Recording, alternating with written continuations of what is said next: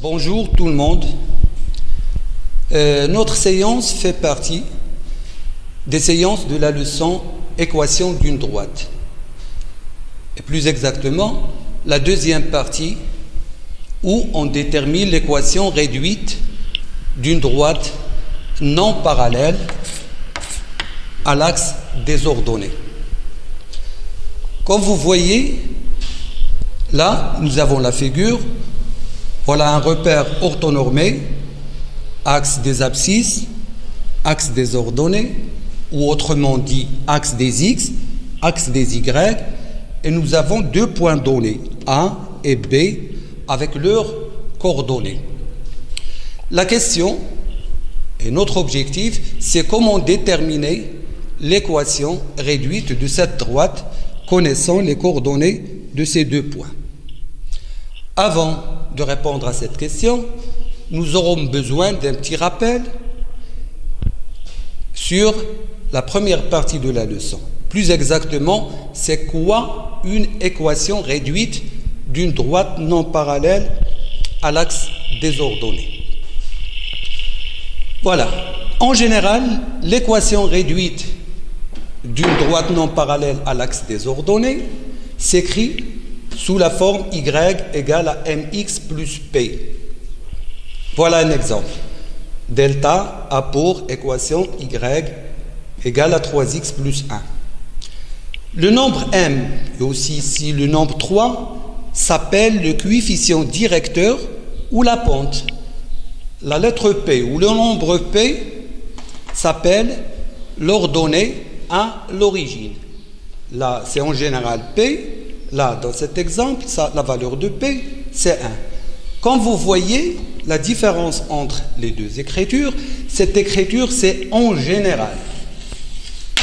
Alors que là, on connaît le coefficient directeur ou la pente, qui est ici 3, et on connaît la valeur de l'ordonnée à l'origine. Cette écriture-là me permet de répondre à plusieurs questions, telles que: est-ce que le point E, coordonnée 1, 4, appartient à la droite delta? Il suffit donc de remplacer x par sa valeur 1, donc ça devient 3 fois 1, plus ce 1 qui est constant, et remplacer le y, l'ordonnée, par 4. Vous savez très bien que le point, à côté de point, on écrit premièrement l'abscisse, deuxièmement l'ordonnée, c'est-à-dire la valeur de x, la valeur de y. On a remplacé et on a fait notre calcul. De même pour le point F. On a remplacé le x par 2 et on a remplacé le y par 1. Et les autres déterminants de l'équation restent constants. Et on continue notre calcul. Comme vous voyez, nous avons ici deux résultats. La première égalité est vraie, ce qui veut dire que le point E appartient à delta, alors que pour cette égalité fausse, ça donne F n'appartient pas à delta. Bon, c'est à partir de cette équation-là que je détermine si le point E appartient ou n'appartient pas. Il suffit de remplacer les coordonnées dans l'équation, de continuer le calcul et de regarder le résultat final. Si c'était vrai, le point appartient. Si c'était faux, le point n'appartient pas. Ça, c'est une question. La deuxième question à laquelle cette équation peut répondre, c'est comment tracer une droite. Je peux tracer la droite delta à partir de cette équation. Il suffit de déterminer deux points dont les coordonnées vérifient cette égalité. Par exemple, le point E vérifie, c'est un point de delta. Et je cherche un autre point dont les coordonnées vérifient l'égalité, et cela donne un autre point. Deux points, c'est suffisant pour tracer une droite. Comme vous voyez, cette écriture, c'est intéressant. C'est ce qu'on appelle l'équation réduite d'une droite non parallèle à l'axe des ordonnées. Et je répète encore une fois, le nombre 3 s'appelle le coefficient directeur ou la pente de la droite delta. Alors que le point 1, le nombre 1 s'appelle l'ordonnée à l'origine. Maintenant, nous allons revenir à notre question intéressante, puisque vous avez vu cette équation réduite, à quoi sert? Il me permet de répondre à plusieurs questions.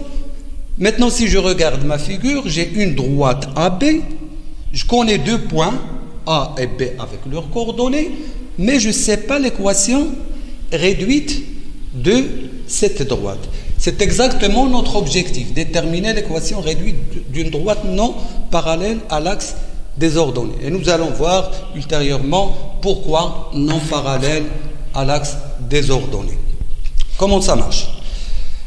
Vous savez très bien que l'équation en général, l'équation réduite d'une droite s'écrit, par exemple, ma droite AB a une équation de la forme mx plus p. Toujours m, coefficient directeur, p, l'ordonnée à l'origine. Là, vous avez besoin d'une propriété qui se trouve dans votre cours et à vous de la prendre par cœur. C'est essentiel, cette égalité. C'est intéressant, on est obligé de la prendre par cœur pour pouvoir établir l'équation réduite d'une droite. Cette propriété, soit A et B, deux points avec leurs coordonnées, voilà, les abscisses, les ordonnées. La droite AB a pour coefficient directeur m égale à YB moins YA sur XB moins, ici, sur XA. Méfiez-vous, toujours les ordonnées en haut, les Y en haut, les abscisses en bas, à ne pas mélanger. Cette égalité me facilite la tâche. Donc, pour déterminer l'équation réduite de cette droite, je dois chercher la valeur exacte de m et la valeur de p. Ça se fait en deux étapes. La première étape, c'est calculer le coefficient directeur. Comme la propriété, vous la voyez ici, m égale à YB moins YA sur XB moins XA. Ces valeurs, je les ai dans les données. Voilà, A, le X de A, le Y de A, le X de B, le Y de B. Voilà exactement sur la figure. Il suffit donc de remplacer les Y par leurs valeurs. Voilà les Y, Y de B et Y de A. Donc, moins 1, moins, méfiez-vous, voilà ici le signe de la différence et là le signe de nombre. Donc, j'écris moins et entre parenthèses, moins 3. Méfiez-vous au calcul et aussi plus exactement. Alors que pour les x, xb c'est 2, xa c'est 1. Je calcule, c'est un calcul facile. Moins 1 moins 2, ça donne plus 3. Moins 1 plus 3, ça donne 2. Et 2 moins 1, c'est 1.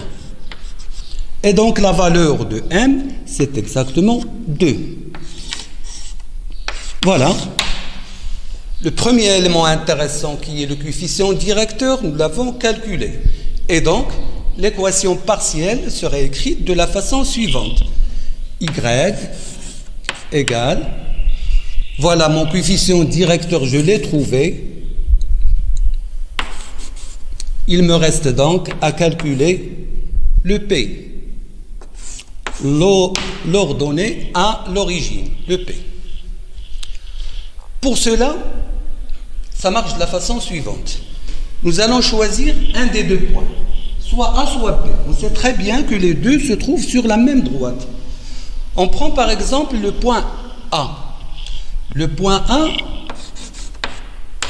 de coordonnées 1 moins 3, appartient à la droite AB. Ce qui est clair, puisque la droite s'appelle AB. Il contient donc A et B. Le 1 ici, je peux le mettre à la place de X. Le moins 3, je peux le mettre à la place de Y. Puisque ce point appartient à la droite AB, alors ces coordonnées vérifient cette égalité. Donc, j'aurai moins 3, qui est la valeur de Y,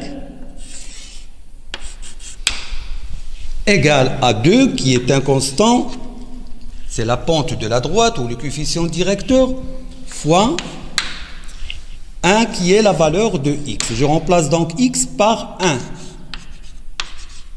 plus P. Donc j'obtiens une équation simple, une équation de premier degré à une seule inconnue, c'est facile à résoudre. Moins 3 égale 2 plus P. Puis je transmets le 2, de l'autre côté ça donne moins 3 moins 2 égale à P. Donc P égale à moins 5. Voilà le deuxième élément qui est P, l'ordonnée à l'origine, je l'ai trouvé. Conclusion.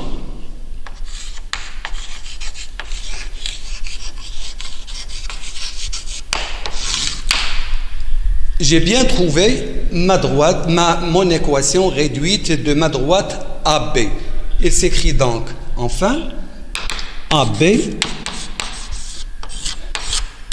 Y, nous avons trouvé la valeur de M, c'est 2, X, et la valeur de P, c'est moins 5. Et voilà mon équation réduite. Retenez donc la détermination réduite d'une droite. On a deux étapes à faire. La première étape, c'est calculer la valeur du coefficient directeur M. Donc, il faut apprendre par cœur cette égalité, cette propriété, sinon vous ne trouverez pas. Puis, en deuxième étape, nous allons déterminer la valeur de P, et c'est tellement simple, il suffit de prendre un point et de remplacer les coordonnées dans l'équation. Ça marche comme ça, un petit calcul, jusqu'à vous trouver la valeur de P qui est moins 5. Et voilà, c'est fini, nous avons trouvé notre équation réduite de la droite AP. Merci.